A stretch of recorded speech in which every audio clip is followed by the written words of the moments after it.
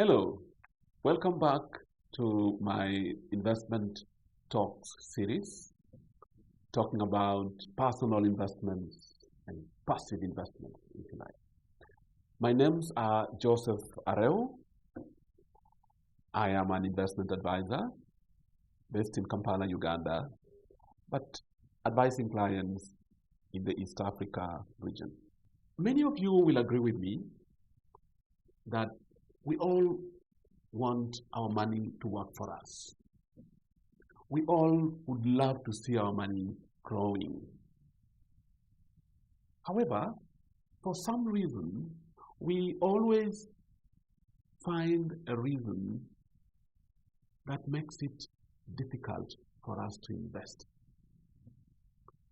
The reason could be not having enough money, whatever enough means. We shall talk a bit more about that. The reason could be having spent so much of your money on consumption and being left with nothing to invest. I would like to propose to you in today's discussion that the biggest inhibition, the biggest obstruction to our investment process is less to do with how much money we have and more to do with what mindset we have.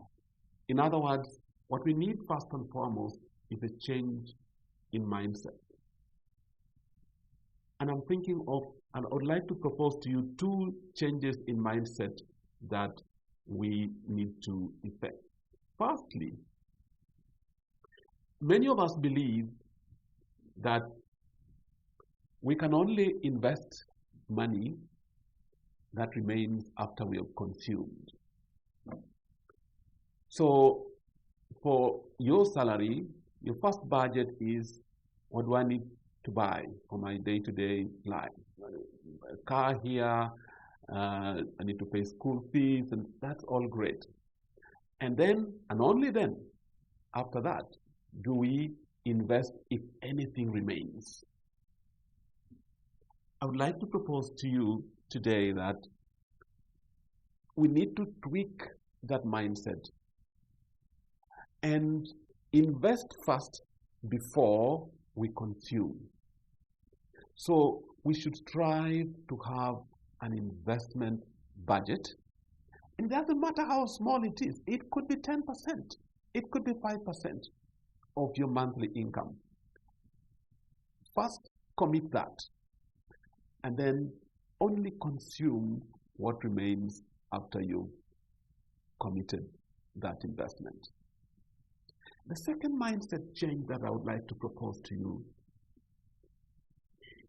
is that investment is not and does not need to be, in fact, it's better if it is not a one-off event.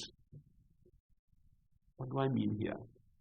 Many of us believe that in order to invest, you should wait until you have some big lump sum of money, 50 million shillings, 100 million shillings, and then you invest it once, boom, and you sit back and wait for the investment to grow. Well, that's good for you if you can do that. I would like to put it to you though that that is not a practical way of investing. The more practical way of investing is make it a lifelong process, a way of life of consistently investing affordable amounts of money consistent with your income for as long a time as you can afford in your life. If you do that, one, you will always be sure that you will have some money to invest because you're only investing what you can afford. Number two, actually in the long term, you will realize better returns, better yields, more money at the end of your investment life. Suppose you were able to mobilize 50 million shillings now, and you invested that in what we call a collective investment scheme here in Uganda, yielding a compounded rate of 12% per annum, and you invested it for 25 years. So I'm assuming you are now roughly, say, about 25 years.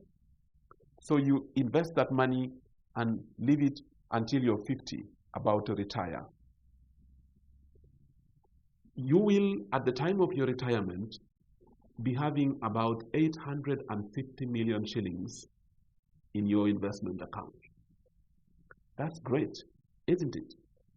However, it assumes that you actually had that 50 million shillings in the first instance. Not many of us are lucky enough to be able to have that money at once. So let's consider the second scenario, where you can only afford about 1 million shillings a month. So maybe you have a salary of about 5-6 million shillings. So you can put aside 1 million shillings a month. So suppose you invest that 1 million shillings every month for those 25 years, yielding 12% per annum. Do you know how much money you will have at retirement? 1.7 billion shillings. Double what you would have got in the first scenario. So you have got a higher return, but you have also invested in a more practical manner, in a manner which is consistent with your earning ability, with your earning power. So, in summary, again, I would like to urge you to consider changing two mindsets to make your investment process a reality. One, only consume after you've invested. And number two, make your investment process not a one-off event, but a series of consistent, regular, and affordable amounts over your lifetime.